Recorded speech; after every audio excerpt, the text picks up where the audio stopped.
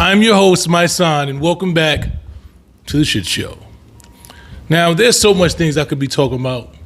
You know, America is going to hell in a handbasket as we realize right now. But there's one thing that I really just wanted to talk about. I wanted to start out talking about today. You know, as we see all these things going on in America, I always focus on what's going on with black people, right? And I see the growing trend right now, which is I believe is one of the biggest threats to our freedom, our equity, and our justice in America right now. I call it the rise of the descendants of house niggas. Right? I believe at this moment there's an intentional push for the voices of the descendants of house niggas to be prevalent in our communities. Let me explain this to you. Let me explain to you what I mean by that. When I say the descendants of house niggas, we as black people know that most of us are the descendants of slaves. We come from Africa. We were brought here in chains. We were brought here on ships. We were forcibly brought to America against our will. And when we got here, you know, we say that we are descendants of slaves and that we built this country and we went through a lot of things. But not all of us were part of the resistance. Not all of us revolted. Not all of us were not happy that we were here. There were house niggas here. There were house niggas who capitulated to slavery, who actually did whatever they had to. They told on the slaves that ran away. They wanted to be adjacent to the master. They became, if master was sick, they said, we sick master. They were the house niggas. All of us, I hope we all know this, all of us are not descendants of Nat Turner and Marcus Garvey and Harriet Tubman. We are not all descendants of that bloodline. All of us did not fight for our freedom. There were some of us that actually contribute to us being captured. There were some of us that contribute to us staying slaves, that were happy to be in the house with master. And they have descendants. Nobody really talks about the descendants of the house niggas, but they actually exist. And I know who they are. You can tell now in this era right now, so many things are being exposed, and the descendants of house niggas is one of them. If you look around, you see the voices that they are amplifying, those who tell you to capitulate, those who tell you that things are not that bad, those who tell you that racism doesn't exist, those who tell you to try to listen and work with master.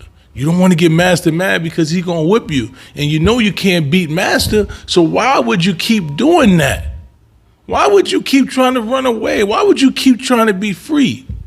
It's those voices that if we had listened to those voices, we would still be in slavery to this day. And those are the voices that they are actively trying to amplify at this moment. Pay attention.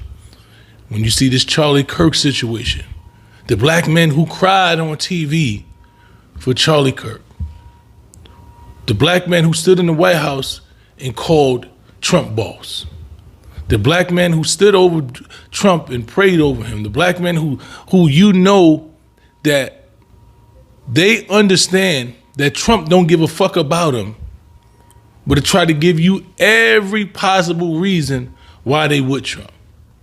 The black men who have actively went against their own best interests to support white men and white supremacy. Not just white men, because all white men are not bad. We're not saying that, but they are white supremacists. And we are living in a white supremacist regime right now. So if you see the voices that are actively trying to tell you that black people are responsible for everything that's wrong in this country, we're responsible for the crime, we're responsible for the guns, we're responsible for our own, they will tell you that there's no such thing as white supremacy. There's no such thing as systemic racism. There's no such thing as those things. and you're talking about something that doesn't exist. You have the same exact opportunities that a white man had. When you hear those parroted talking points coming from black faces, those are the descendants of house niggas. They tell you that slavery was good for us, that actually the white man helped us by making us slaves, that we need to get over it and pull ourselves up our own bootstraps. I am no way going to tell you that black people do not have a responsibility to figure it out. I'm in no way telling you to stay stuck. I'm no way to tell you that you are just a victim. But they'll tell you that you acknowledging the harm and the actual system that put black people in the conditions we are right now is victim mentality. This is what they'll tell you. They'll try to make you believe that the 13, 14% of black people that are in bondage, that are literally living below poverty lines, that are living in the worst conditions ever, is their fault. They're going to tell you that, no, oh yeah, that happened long ago, but you should have been able to figure out how to pull yourself up by your own bootstraps. They're going to tell you that poverty doesn't equal to crime, and they're going to point to one or two people that actually moved out of the communities and were able to excel despite all the conditions, despite the numbers that show you that poverty is an exact correlation to crime. They're going to tell you, no, the reason why black people are committing crimes is because they black. And they just don't know what to do. And white people got it figured out, and they want to try to make you believe that you need the way to success is being adjacent to whiteness. They want to make you believe that your culture, that your swag and everything is ghetto. And if you don't talk like white people, if you don't speak in the same vernacular that white people, with the same tone that the white people speak, that you are ghetto and you are beneath them and you are an embarrassment. And if you have anything that comes from our own culture, if we talk about chicken, if we talk about watermelon, then we ghetto. If we talk about things, if you have a southern slur in your voice and you're in the White House or anywhere else and you speak with that southern slur, if you're a woman and your head moves too much, if you're a black woman, then you're not a proper representation of us. It's embarrassing. You're ghetto, right? They want to make you believe that everything that they've correlated to us, everything, wokeness is bad, saying Black Lives Matter is bad, everything that correlates to black people in our culture is all wrong. These are the talking points of the descendants of the house niggas. And they are actively being pushed. I don't have to tell you the names because I can name all day. But you might see some pictures. If they flash, if they look like somebody you know, then it might be one of them. But these are the voices that are actually intentionally being amplified. Just look at how the followers on YouTube are going up. Look at how their followers on Instagram are going up. Look at how the voices of us who are telling us to revolt, who are telling you to stand with pride, telling you to resist against authoritarianism, resist against racism, resist white supremacy. Look at how our voices are being muffled. People are telling me that my posts don't even come up on their screen. Someone went to follow me the other day, and I went to try to type my name in. I have over 500,000 followers. I couldn't even type my name. It wouldn't even let me get to my name. It had people in there that had 5 more followers. It used to be, by the time I typed MYSO, my name would pop up. It wouldn't type up. My name didn't pop up until I typed the last letter, Mike's on NY General. And then it was the only name there. Prior to that, it was 4 or 5 other pages there that didn't even have over 100 followers. They're intentionally silencing us.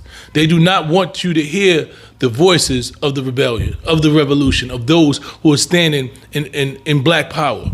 They don't want you to do it. So I want you to understand that right now the biggest threat to our equity and our freedom is the rise of the descendants of house niggas. They don't want the descendants of the field niggas to come out no more. No, that voice is too strong. We was actually organizing people. We was moving. We was teaching strength. We was teaching how we build together. We was acknowledging the realities that we came from so that we can acknowledge never to return. See, if you don't know history, then you're doomed to repeat it. And that's why they don't want us to know our history. They want you to think that you have the same playing field, so you can just think you naturally lesser. right? The descendants of house niggas, you see them surrounded by white people.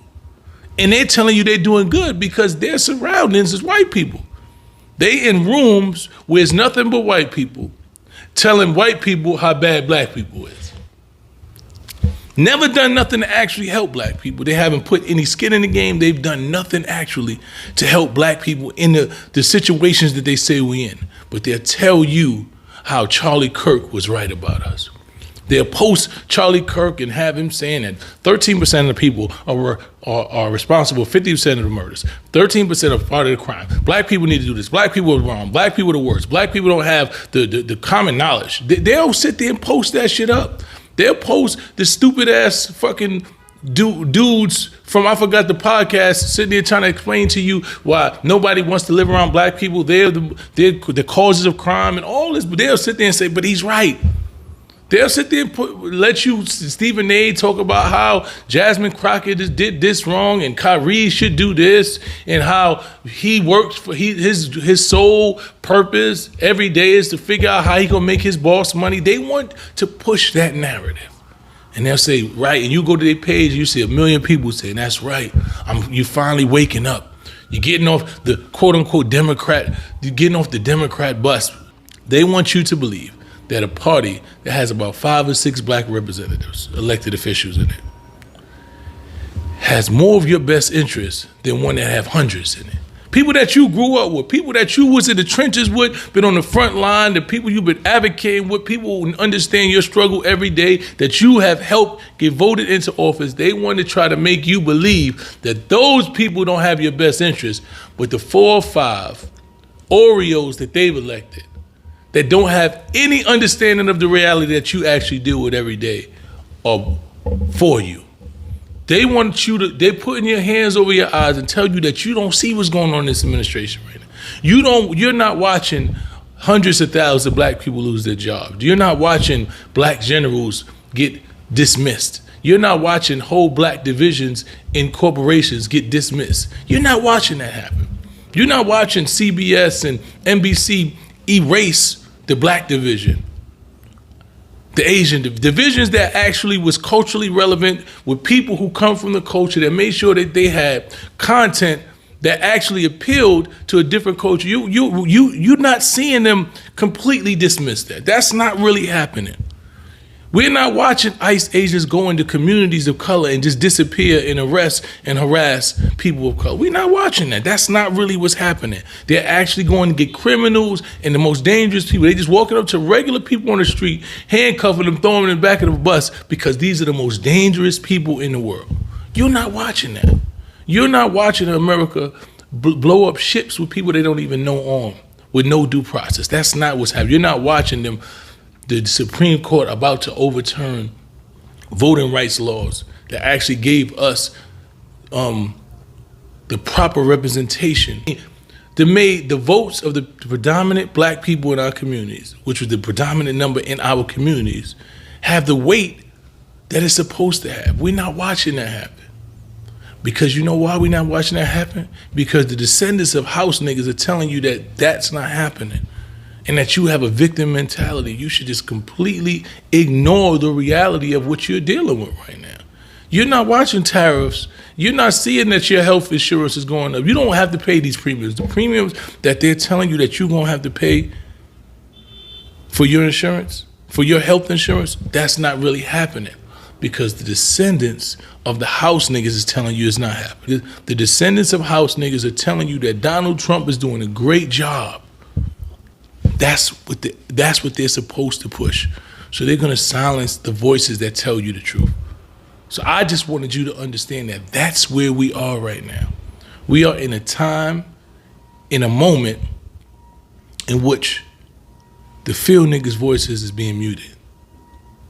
And to go along, to get along, the descendants of house niggas is being amplified. So when you watching and you seeing somebody say some shit that really don't make sense to you and you trying to figure out, why is this person constantly coming up on my page talking this dumb shit? It's because the voices of the descendants of house niggas are being amplified. So don't be fooled. Just because you see something constantly, it don't mean it's the truth. Do your own research. Deal with your own moral compass. Don't let nobody try to change your moral compass because you know right or wrong from wrong. You know watching ICE agents walk through communities of color and just grab and disappear people and grab just regular average people off the street is not okay.